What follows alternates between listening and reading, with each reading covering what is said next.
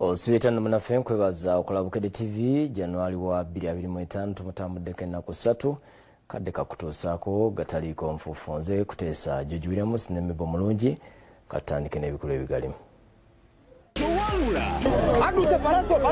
Abategesi b'ebivulu baweza abayimbi Palaso n'Alienskin emyezi 3 nga tebabategeka effujjo libazaalidde leenya. Tuwe police chance okunoonyereza nga bw'enoonyereza. Abaka baagala Gino Kayindo tafiira nnyole ku bibinja by'abayimbi abasusse okukola effujjo n'okubba abantu. Kyetaagisa okubeera nga kikomezebwa.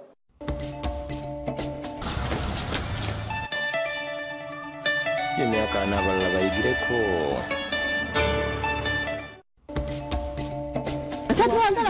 Poliisi eyiga Maka yonoonye ebintu bya mukyala mukulu lwa kumugobya mugole mu nju. Wakwatibwa.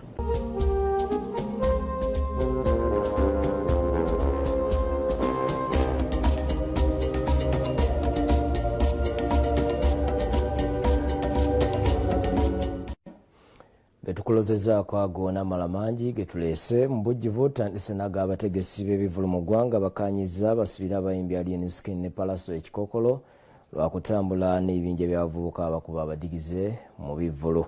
Kiddidde effujjo eryabaddewo mu nkuuka ne ku Forest Park Ebuloba nga entikko yaabyo yabadde Palaso okuduumira abavubuka ne boonoona emmotoka za Alienskin eggulo. Abategesi b'ebivulu mu ggwanga bayita mu kibiina ekibagatte ekya United National Events Promoters Association bakkiriziganyizza okusibira ekikookolo abayibe batambula n'ebibinja by'abavubuka abagenda babadigize mu bivulu obutaddamu kubaddeko kumala emyezi 3. Kiddirira abavubuka boolezebwa okuba ab'eggali Alienskin abakuba abadigize ku Sene Bakanyama mu nkuuka ati ne bagenda enkeera Ebuloba ku Forest Park ne balwanagana n'aba-Palaso.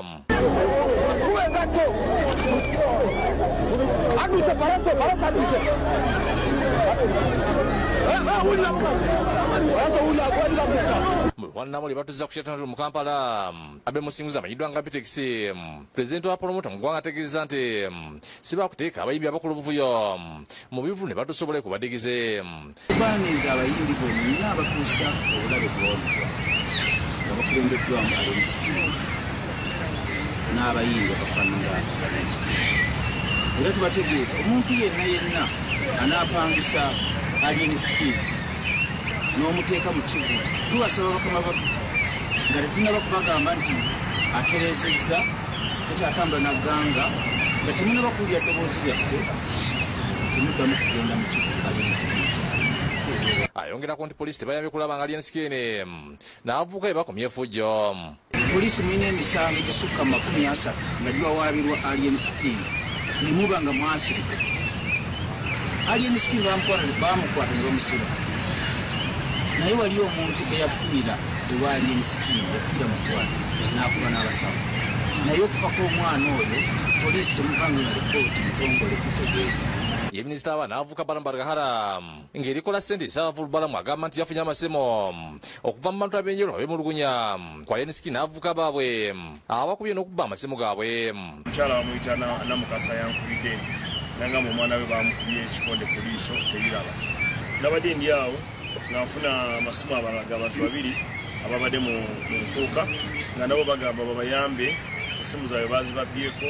Ajjukiza abayimbi abo nti abayimbi nga Bobi Wine, Kamiliyoni Bebe Cool abasooka mu kuyimba tebalina abavubuka babba abantu. Ne Firebase naye terina muntu guyanyagako bintu nga batambula.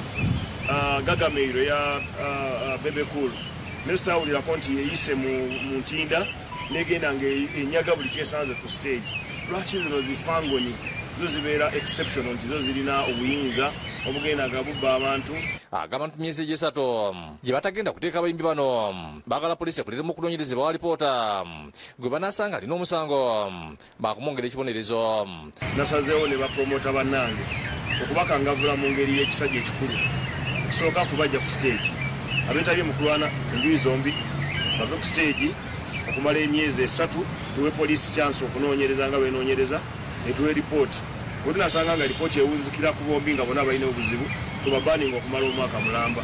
Balamu alabudde bapromota abayinza okwagala okubateeka nti basanye bakimanye tibakozesa abanyi b'amateeka. Bavaayo ne mubategeka mugende mu maaso nga mubategeka naye mumanye nti tuli mu kupromotinga ebibinja ebigenda okufuna ensi yaffe ebeerenga Haiti. Asizidde wano n'awabula abalowooza nti Alien Skin akulira gavumenti basanye bakimanye nti gavumenti ekolagana abatalina mpisa. Emabegaawo mwabadde mulaba Alien Skin yagenze mu Democratic Alliance okulemberwa Mwami Mpuuga yali leader of opposition. So Alien Skin akolagana ne Democratic Alliance takolagana na NRM. Naye waba ayagala kusala ddiiro okujja mu NRM twagala bampisa, twagala abantu abalina empisa abatanywa njaga. Juma Balunyo omugezi w'ekibiina ekya promota agende bagenda kukkiriza mulimu gwabwe okufuula abantu ab'olubato. Kati bwe tunaalinda embeera okutambula bwetu tujja kwesanga abantu bafudde, so n'olw'ensonga eyo nsaba mwenna bwena bapromota mu ggwanga mukkirize tuteeka ekintu kino mu nkola tusobole okukoleza omulimu gwe. Ate Musa Kavuma amanyiddwa nga Kete ategeezezza nti abayimbi babasaanye bakimanyi nti bakulira abantu abategeevu n'asaba poliisi okukola ku bayimbi abo n'abamenyi b'amateeka batambula nabo. Kibi nnyo abantu okujja mu show nga bazze kunyumirwa ne baddayo na biwundu naye ng'ababakubye bantu bannaabwe ate nga ne poliisi bamanyi bwe balaba. Abamu ku bannannyini buteewo bamenyeddwa mu nkuuka basaba obuyinza okubayamba. Kutebe 8 owabaddewo akavuyo. Omuwagizi wa poliisi mu Kapere Patrick Onyanga alabudde abantu balina okutalira amateeka mu ngalo okuluma abayimbi bano nga baagala okubakuba. Waliwo ababawunsas leero bali naye balumbye amaka aga Alien Skin. Kidiba kayaba ekibiina Uganda Bouncers Federation okuluma amaka ga Alien Skin nga baagala abavubuka abakubye abantu baabwe. Alien Skin abadde alina abantu be ne bamutegeezeza nti buuyo bano bajja ye teyalinda yakubira poliisi ya Katwe ya Kibuyaawo ne bayanguwayo nnyo ne babasanga nga tebanaba kutuuka eri wa Alien Skin. Ahmed Mwaje omuwagizi w'Abakanyama ategeezezza nti bagenda kukkiriza kyabannabo okuwa abayaga ate nga poliisi ebaleka ne bataayaya. Tubakuba abantu ne poliisi. Where are you? Abannayuganda baffe bwe batyo because of just a group of people. Omala Buliga president w'Abakanyama abadde omukawo agambye nti poliisi bw'ebeereka abavubuka abo ne bataayaya bo bajja kubekwatirako. Bannaffe tukwatagana ebigurupu ebyo tubirwane nabyo tubijjewo naye nga tetunnajjawo bigurupu ebyo musooke mukwate bannannyini byo. Kwata Alien Skin omwana yakajja mu industry tannamala n'emyaka 2-3. Omwana apuuse ensonga. Poliisi n'ebitongole ebikuumaddembe mutuyambe ekintu ekyo mukikole bwe munaagaana ffe nga Bakanyama tugenda kulwanirira omulimu gwaffe. Ebireddwa nga poliisi eri mu kuyiga omuyimbi Palaso olw'okudumira ekibiina ky'abavubuka abalumbye Alien Skin ne bunoona emmotoka ze nga yisasuza olw'okumukolako effujjo. Musango ogusooka gwa malicious damage. Ignatius Kamya yakusakidde eggulino ku Lwabukere TV. Ate bo ababaka ba Parliament baagala gavumenti ebeeko kyekola ku bibinja by'abavubuka abawerekera abayimbi abasusse okukola effujjo n'okubba abantu. Kiddiidde effujjo eryakoledde eryabaddewo mu nkuuka n'Empere Festival nga gibyakidde ng'omuyimbi Palaso adumidde abavubuka ne balumba Alien Skin ne boonoona emmotoka nga bw'olabye era.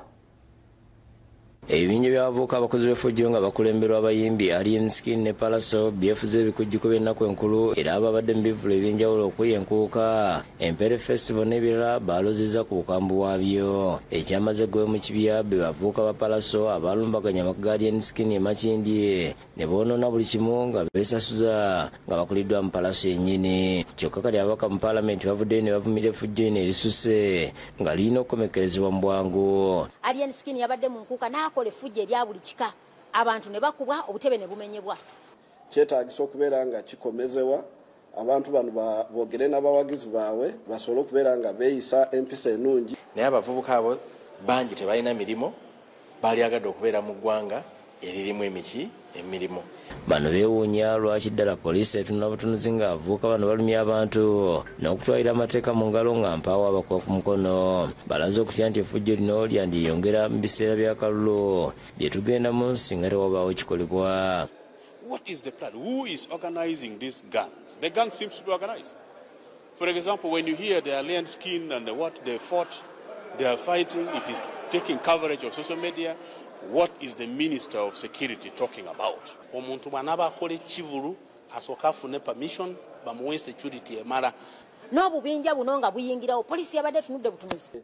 Amateeka bwe gaba nga tegamala agalungamya music industry mu ggwanga tusobole okusaba amateeka amalala. Kabaka abamu poliisi nti yavuddeko embeera eno kuba Alien Skin yazzenga akola effujjo omwalina okulumba ekitebe ky'NUP nga tewali amukomako. Wabula balabudde nti ekinaava mu y'ebiraka tekijja kuba kyangu. Wakiraba lwatu waliwo abayaaye abajja ku kitebe ekya National Unity Platform ne bakola effujjo lingi poliisi n'esirika bejje. Ensonga za Alien Skin buli aziwulidde tezitandise kati. Yagenda ku bisenge bya Nuupu n'awandikako by'ayagala. Ababaka era balabudde abayimbi abeerwanyalwanya nti omulimu gwabwe gwe boonoona ng'ekiseera kigenda kutuuka nga tewali ayagala kugenda mu bivvulu kubalaba olw'okutya okukubibwa. Kyandibadde kirungi abayimbi okulaba nti beddako kubanga kiba kyonoona gundi yaabwe mwe bafuna ssente twatayi mu lukaamu ng'abantu batya okugenda mu bivvulu. Ye kamisona wa Parliament era akulira ekisinde kya Democratic Alliance Mathias Mpuuga nga yatta omukago na Alien Skin agambye nti tattanga naye mukago kumukolera kivulu. Wabula waliwo abantu nga Alien Skin bangi eggwanga beeritafaako nga bajja kubatereeza mpolampola kubanga bangi abateredde okusinga Alien Skin. Nti waliwo bannaffe abalala abaali mu mbeera nga yamwayi mulwana nga tozanga babi n'okusingawo. Walina okubeerawo okwewaayo okw'enjawulo okulaba nti bajjibwa mu mbeera gye balimu. Tewali n'omu agyegomba y'ensonga lwaki twagamba nti tulina okwewaayo okuyamba abaana bano. Kati nga Paalamenti eyitiddwa kuva mu luwummula lw'ennaku enkulu eddamu okutuula ku Lwokuna lwa wiiki ejja nga baagala minisita w'ensonga z'omunda General Kahindo Tafiire annyole abali emabega w'obubinja buno n'okulwanagana mu bayimbi okweraliikiriza eggwanga. Naffe tulinze Paalamenti eddemu batunnyonnyole akana n'akataano. Ekomawo ensonga esooka ku fulo ya Parliament Minister wa Internal Affairs kunnyonnyola ebyabadde mu festive season byonna ebyabaddewo Palaso na Alien Skin okubagana. Ye minisita omubeezi w'okulungamya eggwanga Godfrey Kabyanga Baluku avumiridde effujjo lino n'alabula abayimbi nti obwa serebu n'ettutumu eribawaga lyakaseera buseera nga webateetereeze ne banoonya ssente bajja kukyevuma mu dda. Feemu eyo gye balina ya kiseera buseera eyinza kuggwawo anytime. Bw'oba ofunye ekyasi n'otuuka ku stage eyo kola kasenteko ate akasente ako okainvestinge bulungi. Kabyanga obuzibu abutaddeko mpisa eziwedde mu bayimbi ensangi zino nga kiva ku nkuza embi ey'abaana n'okukozesa ebiragalalagala. IGP agenda kuyita abayimbi bonna abawe amateeka g'okugenderako. Fred Kajibi ne Joseph Setima yakusikidde gwino ku Lwabukidde TV. Ate ye akulira kooti ya Kira Sharon Niwaha akalize omukazi alabikira mu katambi nga atulugunye bujje okumala mu nkomyo emyaka 4 oluvannyuma lw'okukkiriza emisango egimusomeddwa kooti. Agamba nti akikoze oyo abalala bamulabireko nti okutulugunya abaana kibi. Kosa mukageze emisana poliisi y'Ekira division ng'ekulemeddwamu akulira okunoonyereza ku buzibu emisango Niwamanya Samuel Binuzire Balesi Tumuhairwe Precious abalembedde emisango egyokakana ku bbojje n'alitulugunya mu katambi akawunikiriza ensi badde kuburizibwa omulamuzi Sharon Niwaha era nga taata w'omwana abaddemu kose n'abatuuze b'Ekira ab'enjawulo. Omulamuzi asomedde Tumuhairwe omusango w'okutuusa obuvunne ku mwana ng'amukuba okumuluma n'okuggunda omutwe wansi obuvune obulagwa kukosa n'okumukosa mu bwongo. Omulamuzi ategeeza nti ebibiina byalwo nga biri mu 7 omwezi oguwedde ku kyalo Kikolande Namatamu Kira municipality emisango gisimbidwa nategeeza nga byagikola. Omuwa bwa gavumenti Basuta Kete anyonyedde kooti Ekiri Tumuhairwe gye yazama emisango gino n'alaga ne kooti obujulizi bwe baafuna. Ategeeza nti mulwana w'abantu bano Muzungu Faith yawulira okaba kw'omwana okutaliko wabuligi ne bagezaako kumukonkona. Tumuhairwe n'agaana okugulawo ne yeeyambisa essimu ya bba gye yawanika mu ddirisa ly'ekiigo n'akwata akatambi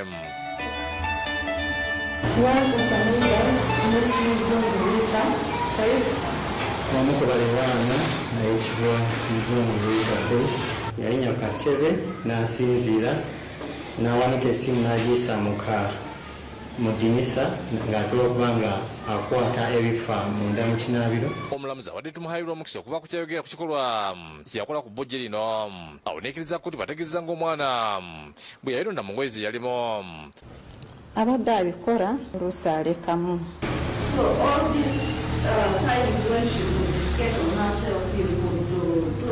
Omulamuzi abuzira ate omwana Michael Mwesigwa embeera gyali nategeeza nga baasibuddwa ku lusooka lw'omwaka okuva mu ddwaliro ensambya ategeeza nti omwana bwe yatuukebwako yagana okufuna emmotoka ng'alowooza nti tumuhaayirwa akyaliwo.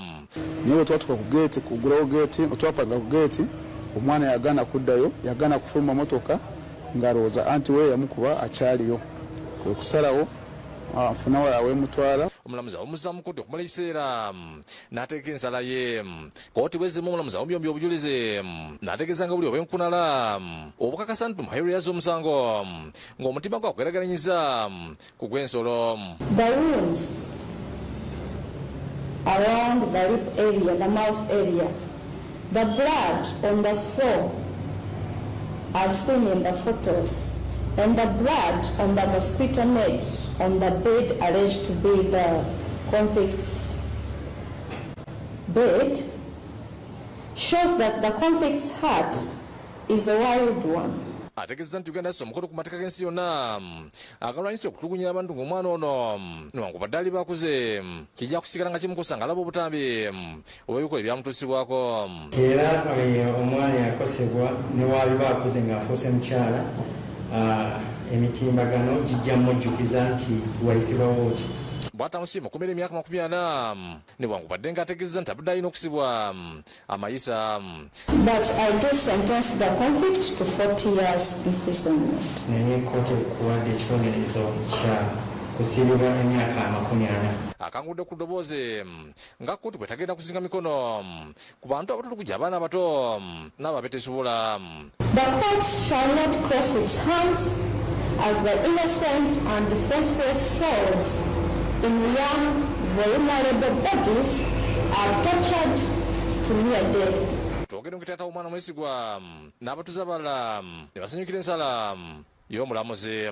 Kibonerezo ky'emyaka 4 kyemuwadde zikiziganya nakyo kubanga kisinga nze asazeewo ati yandibadde nga kyeyongera n'okusinga ne ku ekyo. Era nkubiriza bazadde bannange okwekenneenya ennyo nnyini ddala nga baleeta abantu ababayambako awaka. Naye Mukama mulungi nti omwana agenda kusuuka naye tweyongere okusaba. Dambatadeewo yakusakidde guli nkulaba ku TV. Kalate ye Semaka yagoba mukyala we gwalinamu abaana 11 mu maka nawasizamu omulala akoze fujjo nayonoona ebintu n'asaawa n'ebirime. Kino kiddire kkooti e Kayunga okufulumya ekiragiro nti mukyala mukulu n'abaana be 11 badde mu maka omugole agifulume. Musa Lukwago kkooti gweragidde afulumya omugole ennyumba n'edizibwa Nabagala Sato emyaka 5 ng'ono ye mukyala mukulu ng'amaze mufu mu myaka 33. Yanzalamu abaana 10 mu bufumbo nafumbirwawo 9 mu gumu. Bano batuzibe n'amafundu bi mu Ggombole Kayonza e Kayunga. Okutakkaanya ye basitandika okuwasa bakazi be. Omukyala yakatulina n'ekyanga funa abaana babiri. Lukwango tanajja omugole asusukusa bitooke naako n'effumiro ne kabuyonjo nabyo n'abireka ku ttaka. Ebibanja ebiri yabitunze lwafunye esente Lukwago n'abulonga tamanyiddwako gy'alinga n'essimu yaziggyeko. Naye ekikwasizza ennaku tutuze kutabaganya abantu bano ababiri naye omwami talabise n'ekiyamani w'ekyalo talabise. Nabagala olwamugoba Lukwago n'awasa omugole yaddukira mu kkooti era omulamuzi Kimana Farida owa kkooti eddaala esooka e Kayunga n'asala amakani Nabagala agasigalemu omugole agafulume. Okugenda mu kkooti nga ekintu teyo kugamba nti nokudda mu maka n'abaana bange. Ng'ani yali agakugobyemu? Taata w'abaana. Lwaki? nga tatwagalawo waka kati n'abagaladdukidde bakonesi kafeera avunaanyizibwa ku nsonga z'amaka n'eddembe ly'obunto n'agamba ndi wankubadde nnyiba yamudidde n'abaana be talina walima mmere kubanga ebibanja tukawo yabitunze ate n'emmere eri waataatunze n'agisaawa taata w'abaana kwekupangisa ettaka nonyonna ettaka n'alipangisa sirina wenjigira baana kyakulya ekibanja ekitwagula nze naye nakyo nakitunda kafeera agambye ntulukwago wakunoonyezebwa buvunaanibwa okunona ebintu obugenderevu olina abaana abato omukazi tomulabirira tofaayo tugenza mu kooti egenza esazeewo omukazi addizibwa ennyumba aweebwe n'ekifo walimira abaana bo omukyalo ono tumukwasiza awantu omukazi alime omuntu yena anaasalimbira wano wakwatibwa era avunaanibwe agambye nti ssentebe w'ekyalo Mukisa Joseph bagenda okusobola okukwata avunaanibwa okukola endagaano etunda ebibanja ate nga waka waliwo abaana bato batannabaza emyaka 10 genda kukwata era avunaane kiyamaani w'ennamavundu b okutunda ebintu by'omukazi ng'alaba ate alina abaana nemujja nemujjawo n'ettooyi muteeka lya gavumenti batulagira okukwata atunze n'aguze era kyamaani w'ennamavundu b agenda kuba ekyokulabirako eri abantu abalala wamu ne Lukwago eyatunze ekifo ng'ate abaana we bali Sawolo w'okulira yakusakidde gulino Lwabukedde TV. Kale katusooke tumule mu katano tukyadda n'amala mangi tubaawo. Linda ne bino mugataliiko nfuufu. Bukedde TV esaba okuludde firimu egenda okuyigiriza embeera z'abantu b'omu kyalo eyitibwa Village Shop.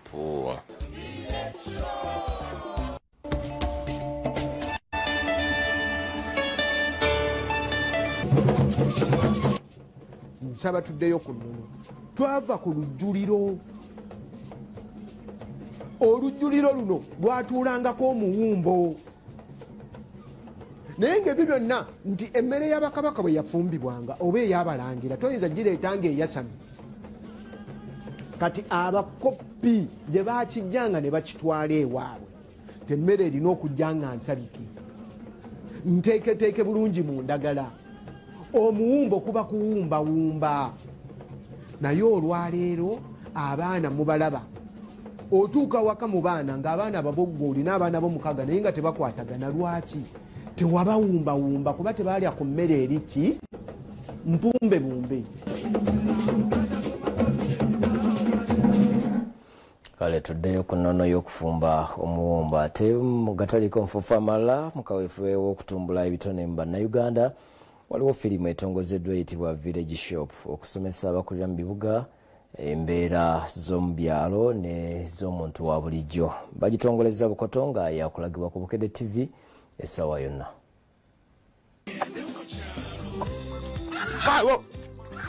Firimu eno ya Village Shop oba edduuka ly'ekyalo etongozeddwa olwaleero egendeddwamu okuyigiriza abantu abakulira n'ababeera ennyo mu kibuga okusingira ddala Kampala kyokka tebamanyi embeera za mu kyalo. Naye waliwo abantu abamanyi ebintu by'okwambala abantu abamanyi ebintu ebirungi bamuyambale kasati ka kasitoma yambamu bankali kasitoma kati kesigaza kasati kogeetawo. Firimu eno ezanyiddwa bannayuganda ab'enjawulo ate abakugo mu kuzannya emizannyo ne Katemba Okole, abatumbeetu comedy, ababe Fan Factory, bamawulana comedy n'abalala ng'egenda kubangiragibwa ku Bukedde TV essaawa yonna mu kutongoza firimu eno Bukoto mu Kampala mu kubazannye okuli Ivan Tumbeetu bategeeza nti egenda kuyigiriza bannabantu abakulu ab'omu kyalo gye bakola emirimu gyabwe n'okusomesa embeera za bulijjo bw'atyo n'asaba tutagisubwa kuba teyesiitaza. Akazannyo kanene bassebo ne bannyabo ekisooka kagenda kuyigirizwa omwana omuto omuntu omukulu wamu n'abakadde na buli kimu kaseesa kyekisooka kakwata ku mbeera y'okukyalo edduuka ly'okukyalo nga waka lya Village Shop abantu abajja ne bagulaagula akatawuni ki ekibaamu biki ebirimu ebintu ebinyuma ebintu ebisese ebintu ebiyigiriza so abalabi ba Bukedde kyemmanyi mugenda kunyumirwa. Raymond Kasayija munnamateeka era nga muwandiisi wa firimu eno atubulidde ebigendererwa byo n'asaba abantu okugirindirira ku Bukedde TV bagirabe nga bwe bayiga. One thing we're going to promise you is it will be funny and it will expose culture ne empisa ezitegekeddwa mu bantu kubanga empisa zibadde ennaku zino oluusi teziriiwo zigenda generation gap teriiwo naye ekyo twagala okukomyawo mu society naye nga tukozesa engeri ya firimu nemwe mu comedy. Kenneth Kimuli amanyidwa nga Pablo ne Michelle nabatubulidde bye basinziddeko okuzanya firimu eno. Gwogera ku nsonga eza bulijjo abantu fenna ze tuyitamu ate ekirungi omwana omuto n'omukulu yenna asobola giraba n'asanyuka kubanga terimu kuwemula ate walimu Oluganda n'Oluzungu kasavu kanyama. Please watch the sitcom. It's going to be on Bukedde 1. It's going to be fun. It has a lot of comedy. It's very relatable. Ivan Sirwaji ku lwa Bukedde asiimye abazanyi ba firimu eno olw'obuyiiya bwe baataddemu. Kuba neeyo naawe gy'oli eyo muyinayo akaduuka nga naye nga mutuuka ne mwewolayo ne mutuuka ne mwogera ku bantu naye nga olumu kangereko mu Stenson wali n'otula kaduuka ka maama Naamu.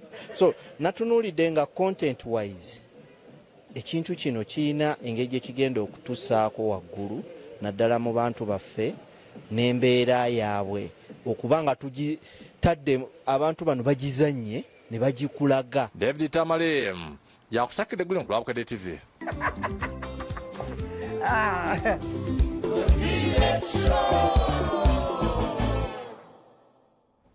Kale totusubwa The Village Shop ku Bukedde TV 1. Ate ye Minisita Rubina Nabbanja alagidde family z'abantu abasoba mu 100 abagobwa ku ttaka ku kyalo Kijumba mu Gombola y'Ekiyuni Mubende badde ku ttaka kididde okutuukayo ku ttaka lino erisoba mu yiika 12 abantu bano kwabadde bawangaalira. Minisita Rubina Nabbanja abitaddemu engato okugenda ku ttaka erisangibwa ku kyalo Kijumba mu Gombola y'Ekiyuni Mubende aliweza kuyiika 12 n'asanga abantu kabadde bawangalira nga mayimba gaabwe ng'asanyizibwa omunnamagye ali ku ddaala lya kano ategerekeseko eryagaba Evaristo Lukusu emyaka 73 nga yazirwanako alina ab'enganda ze balumiza muganda wa kitaabwe Rafael Sigala okulunda ttaka lya kitaabwe nga kigamba nti yaliguza kano agaba bano beekubidde endulu lwa minisita abayambe mwezi ogwokutaano ku kino kye tuli ky'ettaka oyagala pulezidenti akuyamba atya anyambe nsibe ku kibanja kyange yawo nga bayiwa amayumba gaffe nga bagatema nga kuliko n'abasirikale eyayogeranga nga bamukuba kibooko. Taffe Rafael Isagala ye taata waffe omuto gwe twasigaza mu nsi bakadde bafuna nga bafudde nga baweddewo kati naye bwe yalaba nga taata waffe amaze okufa ye n'asalawo n'akola ki najja atutunda n'amasima wensula akanda gago bagayiwa kiro sawa 7 motoka y'amagye nga teriko namba yayimirira wali ne bankubira simu banaiba ne bangamba naye tojja. Bano balambuza Minisita Ibanja n'ensuku n'emmwanyi byonna ebyasaayibwa ne bisaanawo. Kati abantu bano bonna nga tebalina we babeera in their country. Nabbanja wasinayisa ebiragiro badde ku ttaka lyabwe n'omusika Rafael Sigala ssentebe w'ekyalo poliisi bagombemu obwala. Sagala talina buyinza butunda ttaka lya kika era endagaano zonna ze yakola yoyabyaswa kaakati nange ndagira tuleke kumala na buti oyo Isagala akwatibwe. Bonna abateeka emikono ku ndagaano omuli chairman RC1 RC2 bonna bakwatibwe. Ono abasuubiza okuweereza emmere okuva mu ofiisi ye nga bateekateeka okuddamu okusimba emmere yabwe yasaanyizibwawo. Abantu bonna be bajja ku kibanja byabwe mudde ku bibanja byammwe. Ate tewabaawo abatiisatiisa. Njagala okulagira bino ofiisi ya Prime Minister egenda okubaweereza emmere emyezi 3. Tujja kulaba nga bwe ŋŋamba muzeeyi asobole okubasumbuusa. Disitulikiti y'emmere emu ku disitulikiti ezisingamu enkana zitegera abakulembeze obulisa minisita nti ezo si zeesoose nga n'endala nnyingi bwe ziri. Ekiriwo ab'emmundu oluusi babalemesa ensonga zino ze twogerako ziri mu ofiisi ya bakadde baffe ba RDC. Kati bwe tuba tugonjoola ensonga y'ettaka kubanga mbadde nsuubira chairman RC1 waawali okubeera wano.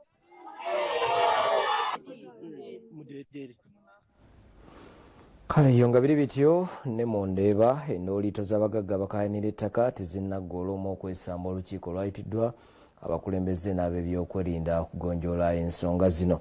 Enkaayana zino ziri mu Tawe Zone mu Ndeeba mu Ggombolola e Lubaga mu Kampala. Olwaleero poliisi y'Ekatolero yaleese enjuyi zombi okuli olw'omugagga Godfrey Muhirwa nannyini y'amasenta mu Ndeeba ne mulirwa naawe Stella Nanongi Bosa Kajimu basobola okumala obutakkaanya obuliwo. Omusasi waffe watuukidde poliisi nga Muhirwa n'abakulembeze ba mu Tawe Zone nga basubiddwa Nanongi okugaana okugenda mu nteeseganya okujja obunkenke obuli mu kitundu. Muhirwa ategeezezza nti asubiddwa Nanongi okugaana okujja mu nsingano ate nga yagaana abapunta okwelula ekifo awali enkana. Tuzze mu ofiisi z'abakulu n'abakulu bonna ab'ebitiibwa babaddewo bakansala ba LC abakulu mu poliisi babaddewo yagambye tagenda kuddamu kukola kutuula mu mitingi eyo n'atambula n'agenda. Ategeeza mu kiseera kino ayagala okukozesa ekifo kye wabula Nanungi ateekawo kiremya. Sikayanya ettaka lyange ngenda kugenda kukozesa ttaka lyange yoba ekyamanyi ekiddako oba n'agenda mu kkooti agendeza sikayanya ttaka. Abakulembeze okubadde kansala Musa Lusembo ne ssentebe wa Mutawe Zone Kizza Mayanja bategeeza nabo kibaweddeko Nanungi bw'azimudde enteeseganya. Kitukoze bubi okulaba nga miitingi eno zisobodde kubaawo. Mukyala Nanungi atuuse osi n'amugamba nze nasaba miitingi naye ate ngiggyeewo tetutegedde ensonga ki. N'olw'ensonga eyo tulowooza nti gubadde mukisa tugufiiriddwa ogw'okukkaanya kubanga ffe twagala nnyo abatuuze abakkaanya banneeyibba kiba kirungi ne mukkaanya ne mutambula bumu. So bwe guba gugaanye sooka tulinde ekiddako kubanga amateeka oboolyawo waggulu gakyaliyo. Naye nze ndowooza nti save ripooti nga bweraga buli omu akozesa ekitundu kye tuleme okulwanagana. Omukazi agambye talina miitingi gy'ayagala kitegeeza talina ttaka lyakayanira ebapimye wange. Kinajjukira nti okulukulu lwa wiikendi twakulaze emboozi nga poliisi Katwe ekutta abateereezebwa okuba Muhirwa okulinda mutabani w'omugagga Nanungi abapunta be bali baze okupunta ekifo awali enkaayana. Bwe bapimye wenva okwambuka bweki onajja nankuba ne banne ono basikali badde abo ne mu kyokka bano bayimirirwa ku kakalu ka poliisi okunoonyereza ogenda mu maaso. Yudaya Namyalo yakusakidde eggulu ku Lwakwere TV.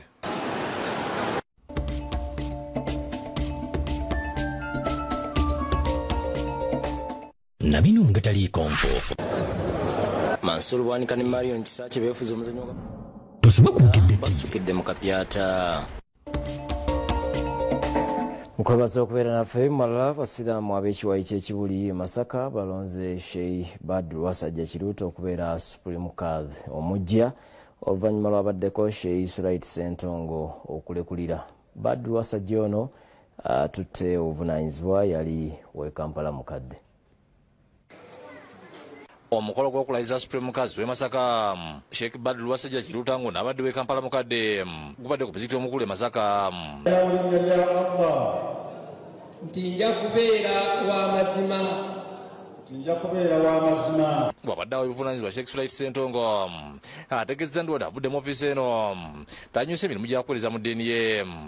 Eyo ebeera ntandikwa yakuggulawo peegi ndala ate ey'obuweereza obw'Obusiraamu kubanga Obusiraamu buba bukyakwetaaga. Akalatidde amudidde emikiro obutaboola bantu baweereze okubeera omugumiikiriza kono okulaga ne banne. Ofiisi bw'otuddemu butuuzi naye yaabano abantu kunu sabuuran beera mugumiikiriza kunu sabuuran beera mugumiikiriza. Kakati ekisooto tukoze bulungi nnyo era tusaba Allah subhanahu wa ta'ala akusitule kubanga osaanira okubeera omukulembeze ow'engeri yonna. Nkwogera ku Sheikh Badru Wasajja Kiruuta asaba abaddu ba Allah okumulungamya mulimu guno basobole okuzimba Obusiraamu. Oba mulabye nga nina wentasallalamu kyagendako bagenda mukwata offside awo agenda okusobya tonninda kumala kusobya jangu opabule. Ye Minisita Microfinance Hajji Aluna Kirini Kasulu ekokkoda Abasiraamu abamu abakola ogw'okwawukanya abali awamu n'asaba ebikubi mu kifuba. Omuntu yenna apromotinga okwawukana kw'abaagalana ababiri oba bakolagana ababiri kimanye nti oba okolera shaitani. n'abasiraamu bakubiriziddwa okubeera abakozi naddala mu ggulu omwaka gw'ebyobufuzi. Byogeddwa Sheikh Muzamiru Ssemwanje omukulu w'ettwale lya Kawempe wabadde yeetayo ku mukolo ogw'okulambula ettwale eryo Ssaako n'okusaala Jumeggulawo omwaka. Era kino kituleeta eno wansi tulabe abantu baffe betukulembera bali batya. Ono alambudde ebifo ebyenjawulo okubadde emizikiti, amakanisa, Ssaako ne ofiisi ezikulembera ebyo n'ekigendo eky'okwongera okunyweza obumo. Abantu ffenna tutera okubeera nga tutambulira wamu. Bwe tutambuliramu n'ebintu ebyo buli kimu kiba. Bageze ku kanisa St John Zitula eruva yakomekkereza ku muzikiti asalidde ejjuma ku masigide Jami Yetula. Alam yaj'al kaydahum fi tadlil, kweza yazisubulanga za wansi. Sheikh Musamira Mukulambula akudda abasiraamu kwetanira ebyobufuzi nga bagondera gavumenti eriko ekibambeko okutuuka gye baagala mu mirembe. Ye Sheikh Saudi Kasawole akulembera abayimamu bonna mu ggwanga asiba n'abafuzi okumya emize egy'okulwanagana. Baberenga abantu abaogera mazima bakolenga basuubizenga ibanakola baleme kulwanagana n'okuboolagana mu mawanga newankubadde mu madiini. Okumpita okujja wano okwegatta kitegeeza enkolagana ekitundu kyaffe kigenda mu maaso kiramu. Njagala okubiriza abantu bonna abawangalya mu Kawempe okutwalira wamu ne Uganda nti nno buli omu mu ddiini yeetaaga munne. Tugoberere bannaddiini, tugoberere okulungamya kwa bannaddiini kwe bakoze. Jacinta Bwanika ne Fatuma Nalwe bakusakidde eggulu eno Lwabukede TV. Ate bo abakulira eddwaliro ly'Ekyenjejo n'abakulembeze basattirwa obutabannakifo we bajjanjabira ababeera bagudde ku bubenje. Kiddidde abantu 14 okufiira mu kabenje eggulo kyokka ne babula ekifo we bajjanjabira abalumiziddwa.